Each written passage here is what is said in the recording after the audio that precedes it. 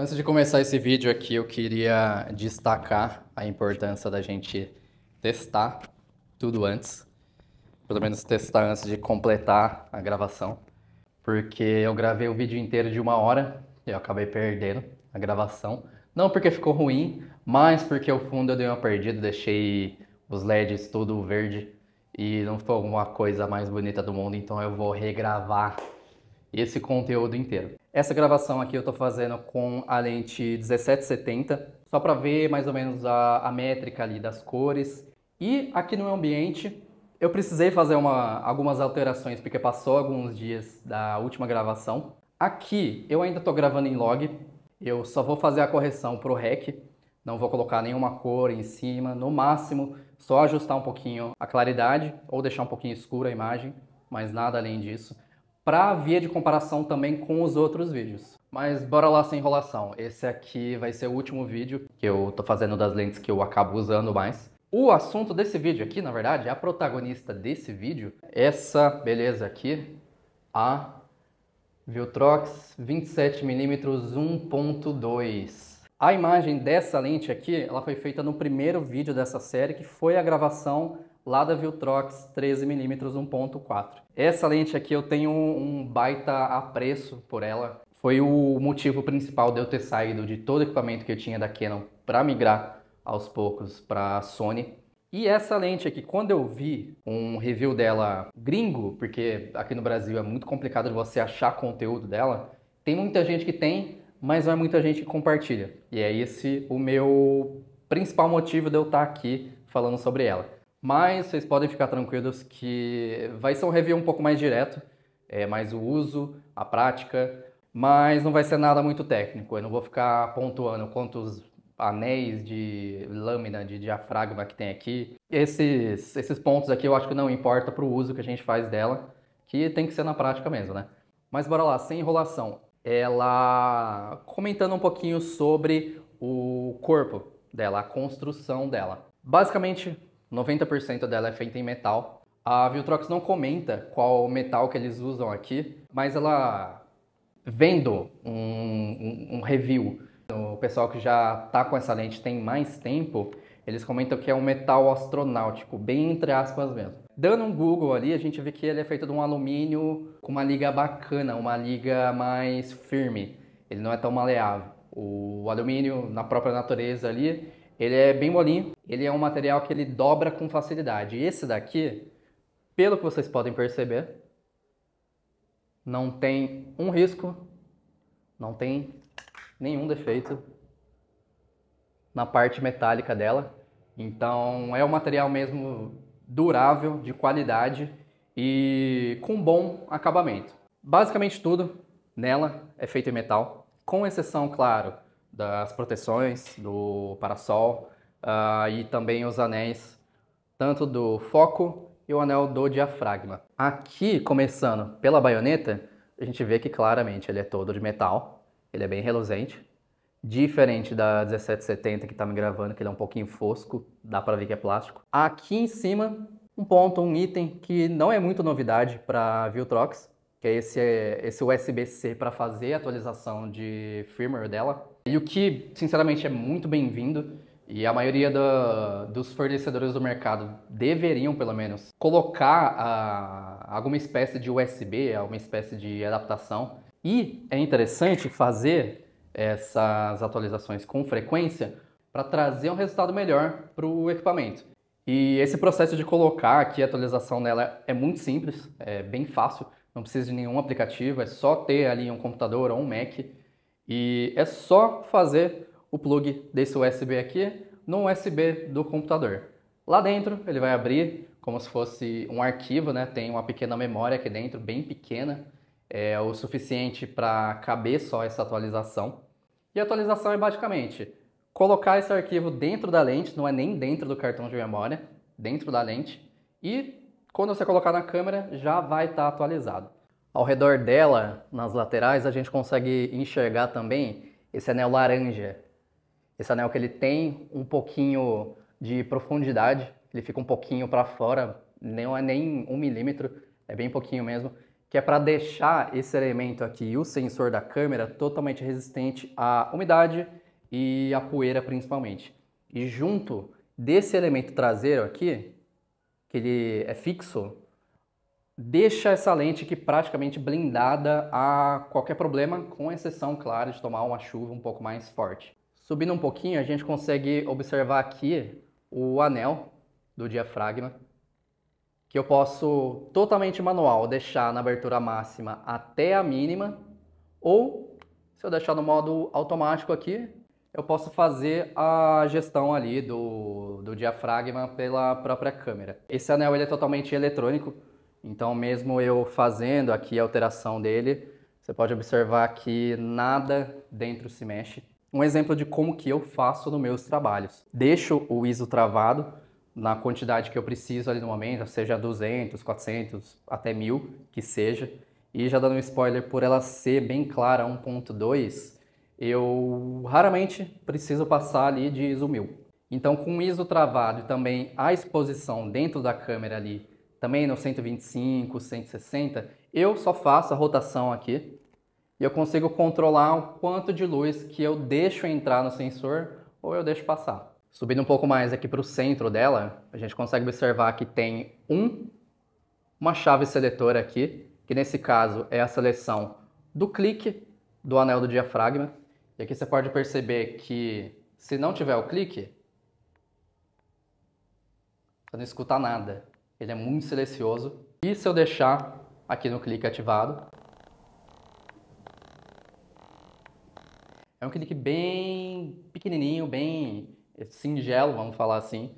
E é o clique de cada anelzinho que tem aqui, que é de cada terço de luz. Para o modo vídeo, inclusive, deixar dessa forma aqui desativada ajuda bastante por conta do som mesmo que ela possa trazer, né? Então, para o vídeo é interessante que deixe desligado, ou pode deixar no automático também. E já para o modo fotografia é mais interessante deixar o clique ativado para eu já saber mais ou menos aonde que eu estou ali no diafragma sem precisar ficar olhando para ela ou precisar ficar olhando para a câmera. Se eu der ali 3 pontos, ele já vai passar um ponto de luz, então vai dar basicamente ali saindo do 1.2 para 1.8. Aqui a gente consegue observar também o logo da Viltrox, né? A descrição da própria lente, que é A27 1.2, nesse caso aqui com Mount E.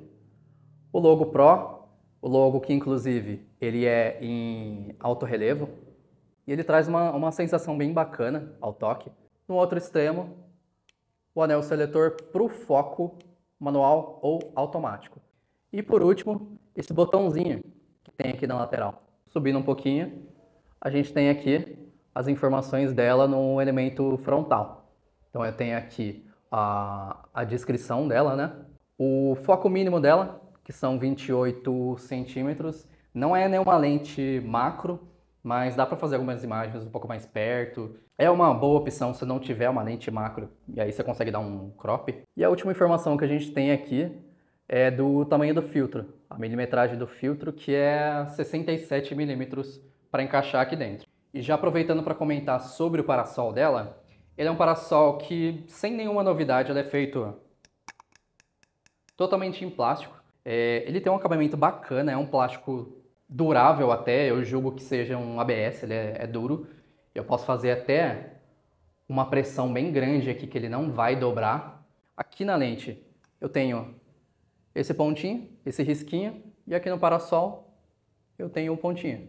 Tenho 2 pontos aqui. Esse ponto frontal é para eu colocar ela ao contrário, para eu deixar ela guardada. Então ela fica dessa forma aqui, que como todo parasol, ela faz da mesma forma. E aí o segundo é para eu encaixar aqui dentro. Dá para perceber que ele encaixa super bem se tiver ali no clique, né? Não fica nada torto. Encaixou, é só rosquear até ouvir o cliquezinho e ele fica. Não faz nenhum barulho. E já jogando um pouquinho sobre o peso dessa lente aqui, ela é relativamente pesada, não é muito leve não. Com o parasol, ela pesa 602 gramas. Então não é nada que fuja muito das lentes Prime, mas ela é um pouquinho pesada assim. Se colocar numa câmera leve igual a ZV-10, ela vai puxar um pouco para frente. Mas todo esse peso deixa ela excelente para estabilização, tanto em foto quanto em vídeo. Ela, por ser um pouco pesada e encaixar perfeitamente aqui na mão, deixa ela certinho para encaixar aqui e eu só vou mexendo a câmera e deixando o braço um pouco mais parado. Eu tenho que falar também que essa lente aqui ela é exclusivamente feita para o sensor APS-C, né? Para as câmeras crop, na verdade para as câmeras da Fuji, para o mount X, para o mount X da Fuji. E com o tempo ela foi passando aqui para a Sony e também tem para o mount Z da Nikon. Atualmente eu estou gravando esse vídeo aqui em julho de 2025. Por enquanto não tem para o mount EF, provavelmente nunca vai vir porque é uma lente que é projetada para mirrorless, mas também não tem para nenhuma câmera RF, a não ser que você faça alguma adaptação aqui atrás, talvez com metabones, mas não fica um resultado tão interessante. Nada me limita a colocar ela numa full frame para fazer alguma gravação, alguma foto. Então eu posso colocar ela ali numa A7 IV, por exemplo, que no 4K em 60p ele já faz um corte de basicamente ali 1.5, que é equiparável ao corte do APS-C. Mas já na parte da foto eu vou ter que ativar aquela opção lá dentro do Super 35 para ele fazer o corte e não ficar com aquele borrão aqui nas laterais, com aquela vinheta. Eu não ia poder falar da usabilidade dela sem colocar na câmera para vocês verem mais ou menos a diferença em questão também do contraste, mas já comparando, já fazendo essa métrica aqui, ela no sensor full frame é basicamente ali uns 40 milímetros. E fazendo a conversão também do diafragma, 1.2 no full frame vai dar mais ou menos 1.8. Se a gente for comparar, então, ela é basicamente uma 50 1.8. Caso você tenha ali uma 50.4 para fazer a comparação dela, você vai notar que a 1.4 é realmente mais clara, é o dobro de luz, mas essa lente aqui hoje em dia, com foco automático, é a lente que é mais clara para o APS-C. Então, se a gente colocar ela numa câmera que ela já acompanha a questão do foco bem rápido, uma câmera boa que tenha o foco ali no rosto e nos olhos, você pode ver aqui, na prática, que ela encontra muito bem. Pelo menos eu aqui, eu estou vendo na minha telinha que ela está acompanhando aqui. Quando não encontra um olho que tem muito contraste, ela vai para o outro. Então ela faz aqui a mudança. Isso a lente ela realmente acompanha. E eu posso fazer movimento bem rápido, que se ela não encontrar meu olho, se não tiver rápido o suficiente para a câmera captar, ela faz o foco no rosto. Então tem um quadradinho no rosto se eu ficar me movimentando bem rápido. Mas esse não é o motor mais rápido que tem para uma lente em questão de fotografia. O STM, que é aquele motor linear um pouco mais lento, mas ele é muito silencioso, ele é extremamente interessante para a gravação de vídeo, por não fazer nenhum ruído, mas ele não é 100% rápido, mas dá para ver que aqui é rápido o suficiente. Ele só se perde um pouco se eu sair do quadro e voltar com muita pressa. Então aqui talvez você perceba que ela tem um pouquinho de dificuldade de me encontrar, mas quando encontra é bem rápido. Vamos falar um pouquinho do desfoque dela, né, do bokeh.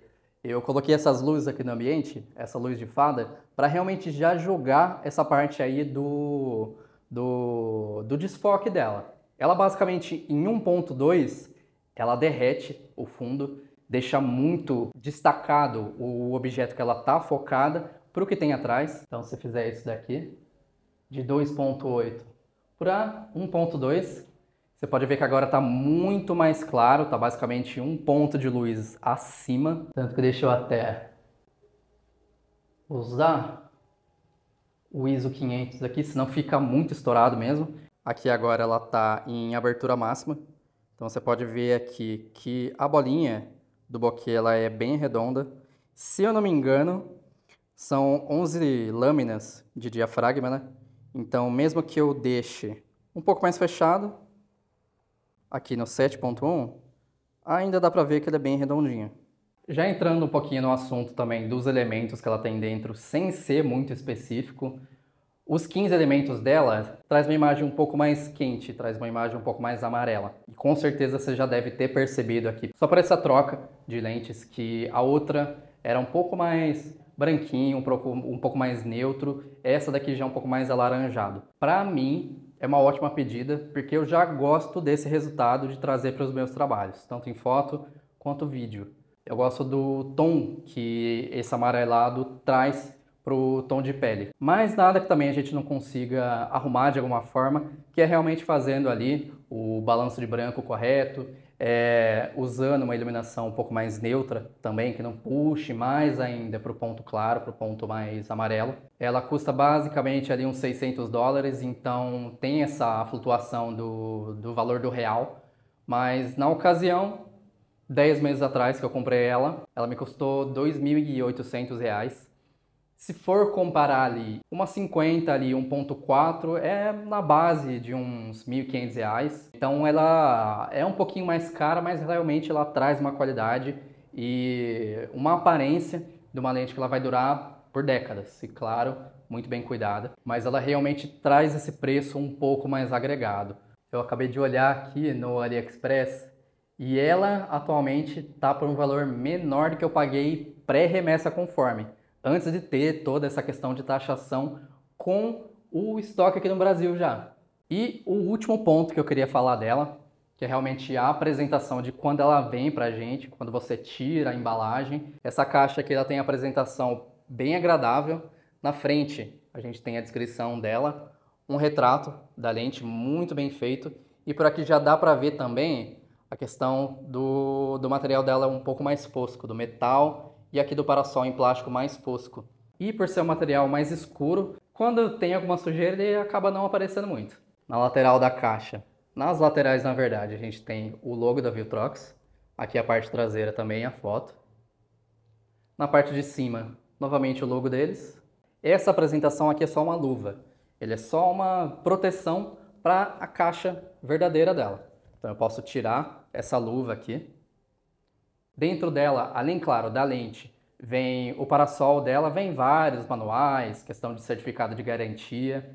E também essa bag aqui dentro, que, similar às bags da série L da Canon, mas por fora, pelo menos, é um material mais microfibra. Dentro, se for colocar em alguma mochila ou se for fazer alguma viagem um pouco mais longa, para nada realmente dar uma arriscada nela ali. Essa daqui é uma lente que ela é vendida em conjunto com outro modelo, que é a 75mm, também 1.2. E é bem similar aqui a questão da caixa, claro, só é uma lente diferente aqui na foto, na descrição. Inclusive, já chegando nesse ponto de eu falar qual que é o uso que eu faço com essa lente, é basicamente para retratos. A lente zoom eu deixo para fazer um trabalho um pouco mais rápido, que precisa mesmo de precisão, que eu não preciso ficar andando tanto. E essa daqui é para quando eu tenho um retrato aqui dentro do estúdio, para quando eu tenho um retrato fora. Ela me traz uma visão de lente prime mesmo. O foco na pessoa, desfoca muito o fundo, deixa aqui o bokeh bem bonito. E foi esse meu review da 27mm 1.2 da linha Pro da Viltrox. Eu espero que vocês tenham gostado da experiência que foi eu comentar dessas 3 lentes. E comenta aqui embaixo, eu não vou pedir like para vocês nem nada, só comenta aqui embaixo se você teria, se você tem, se você gosta dessa lente aqui, ou se você teria também a irmã equiparável dela ali, que é a 75 1.2.